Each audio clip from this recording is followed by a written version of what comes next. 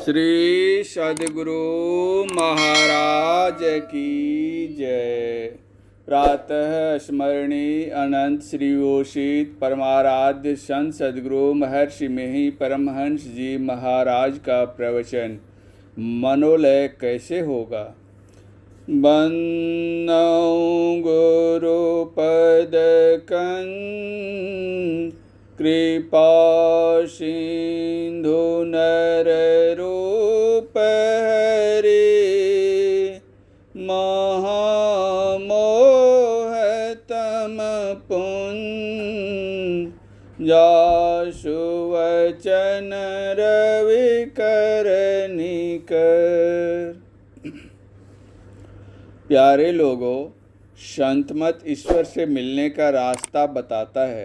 इसका क्या जरिया है, क्या अवलंब है, बताता है। जितने संत लोग हुए उनको ईश्वर से मिलने का बड़ा चाव था।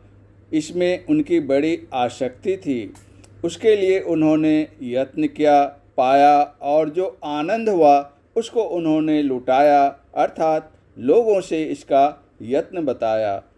तीसरी बात संत लोग बताते हैं कि संसार में किस रहनी से रहोगे कि इस संसार में भी कामयाबी होगी और ईश्वर को भी पाओगे।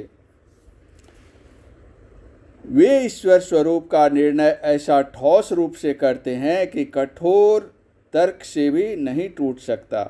तुम अपने को सोचो, केवल शरीर में ज्ञान की शक्ति अपने आप है यह सिद्ध नहीं होगा। मुर्दा शरीर को छोड़ दो, जिंदा शरीर में ही अभी जागृत में ज्ञान की शक्ति काम करती है। स्वप्न में तो मालूम होता है कि मैं हूँ, लेकिन संसार के लोगों को मालूम होता है कि इसको वह ज्ञान शक्ति अब नहीं है जो जागने में थी। नज़दीक में कोई बैठा है, इसका भी उस सोए हुए को ज्ञान नहीं होता है। स्वप्न से सुषुप्ति में जाने पर केवल श्वास चलता लेता है, जिसका भी ज्ञान उसको नहीं होता है। यदि केवल शरीर में ज्ञान रहता तो जागृत, स्वप्न और सुषुप्ति तीनों समयों में ज्ञान रहता, लेकिन तीनों समय एक समान ज्ञान नहीं होता। चेतन आत्मा के कारण ही ज्ञान शक्ति शरीर में है। जग कर उठता है तो कहता है कि मैं अच्छी तरह सोया। शरीर से चेतन आत्मा निकल जाती है तो शरीर को दफना दिया जाता है। तुम शरीर नहीं हो, शरीर की इंद्रियां नहीं हो, शरीर में रहने वाला हो, लेकिन तुम अपने को पहचानते हो कि तुम जो इस शरीर में हो सो कैसा हो।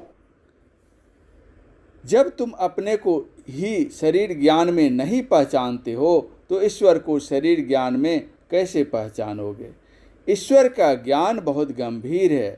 जैसे आप अपने को इंद्रिय ज्ञान से नहीं जान सकते, उसी तरह ईश्वर को इंद्रिय ज्ञान से नहीं जानोगे। संतों ने कहा है, जैसे कोई आईना लेकर अपनी आँख को अपनी आँख से ही देख सकता है, इसी तरह से साधन भजन रूपी आईना लो, तब तुम अपने को अपने से पहचानोगे। साधन भजन से वह वहाँ तक पहुँचता है जहाँ सारे माइक आवरणों को पार कर वह अकेले हो जाता है। कैवल्य दशा प्राप्त कर ईश्वर को पाता है। हाथ पैर आदि इंद्रियां नौकर चाकर हैं, इनके द्वारा ईश्वर को प्राप्त नहीं कर सकते। तुम इस शरीर के अंदर आवरणों में पड़े हो। साधन द्वारा इन स्थूल सूक्ष्मादि शरीर रूप आवरणों को पार करो और कैवल्य दशा प्राप्त करो, तब ईश्वर को पाओगे। रास्ता का आरंभ कहाँ से होगा। जो जहाँ बैठा रहता है वह वहीं से चलता है। इस शरीर में जीवात्मा जहाँ है वहीं से चलेगा। रास्ता अपने अंदर में है। किसी भी देश के लोग हों, पढ़े हों, अनपढ़े हों, नीच जाति के व ऊंच जाति के, स्त्री व पुरुष कोई भी हों, सभी कोई आँख से देखते, मुख से खाते और कान से सुनते हैं। इसी तरह अंदर में चलने के लिए सबका एक ही रास्ता है।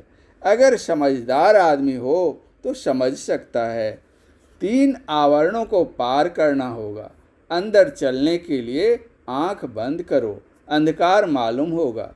यह वज्र कपाट है, इसको पार करो, यह पहला आवरण है। अंधकार को पार करोगे तो प्रकाश मिलेगा। इस आवरण को भी पार करो, तब क्या होगा? शब्द। शब्द अंधकार और प्रकाश दोनों में व्यापक है।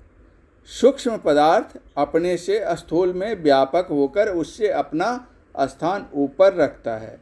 जैसे मिट्टी से जल, जल से अग्नि, अग्नि से वायु और वायु से आकाश सूक्ष्म है। इसलिए मिट्टी में जल, अग्नि, वायु और आकाश चारों व्यापक हैं। जल में अग्नि, वायु और आकाश ये 3 व्यापक हैं। इस तरह आकाश सबसे अधिक सूक्ष्म होने के कारण अन्य चारों में व्यापक है और अपना मंडल इनसे ऊपर भी रखता है। शब्द अंधकार और प्रकाश दोनों में व्यापक रहकर अपना स्थान ऊपर रखता है। यह तीसरा आवरण है।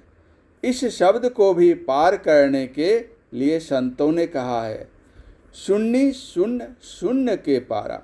संत दादू दयाल जी ने कहा है, घट रामायण पढ़ो, उसमें भी इन तीनों आवरणों को पार करने का वर्णन है। इन तीनों आवरणों के अंदर सहस्रदल कमल, त्रिकुटी, शून्य, महाशून्य आदि अनेक स्थान बना लो, लेकिन रहेंगे ये 3 आवरण ही। इन तीनों के परे परमात्म स्वरूप है। संतों ने शब्द को पकड़ने के लिए दृष्टि योग साधन करने कहा।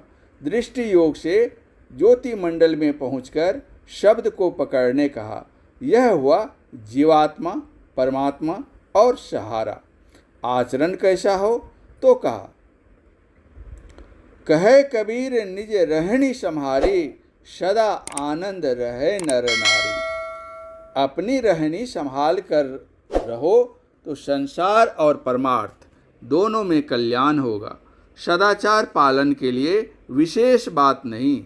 पंच पाप, झूठ, चोरी, नशा, हिंसा और व्यभिचार, इनको छोड़ो।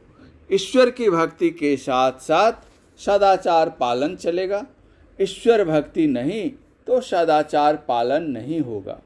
संसार का धन कमाने में सदाचार पालन की कोई बात नहीं।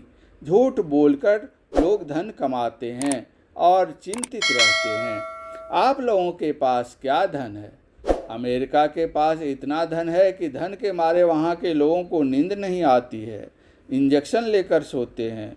संतों ने कहा कि ईश्वर भजन करो और सदाचार से रहो। इसके लिए घर छोड़ने की ज़रूरत नहीं, घर में रहो, साधन भजन करो। इसके लिए गुरु होना चाहिए। बिना गुरु के ईश्वर भजन नहीं होगा। सद्गुरु वैद वचन विश्वासा, संयम यह न विषय के आशा। तथा घर में जोक्ति मुक्ति घर ही में, जो गुरु अलख लखावे, सहज शून्य में रहे समाना, सहज समाधि लगावे। उन मुनि रहे ब्रह्म को चिन्हे, परम तत्व को ध्यावे। सूरत निरत से मेला करिके, अनहद नाद बजावे। कबीर साहब, इस तरह घर में रहकर मनोलय की अवस्था में रहो। मनोलय कैसे होगा? नादानुसंधान से। न नाद सदृशो लय है। परमात्मा में प्रीति करो, उसको पाने की अभिलाषा रखो, गुरु से युक्ति लो और भजन करो। हमेशा याद रखो कि सदाचार से गिरे तो नहीं, सदाचार से गिरे तो भजन से गिरे, भजन से गिरे तो आवागमन के चक्र से छूट नहीं सकते। परम पूज्य गुरुदेव का यह प्रवचन उत्तर प्रदेश के मुरादाबाद जिले के चमारों की पुलिया मोहल्ले में लाला कांति प्रसाद जी के यहाँ दिनांक 7/10/1963 ईस्वी को रात्रिकालीन सत्संग में हुआ था। श्री सद्गुरु महाराज की जय।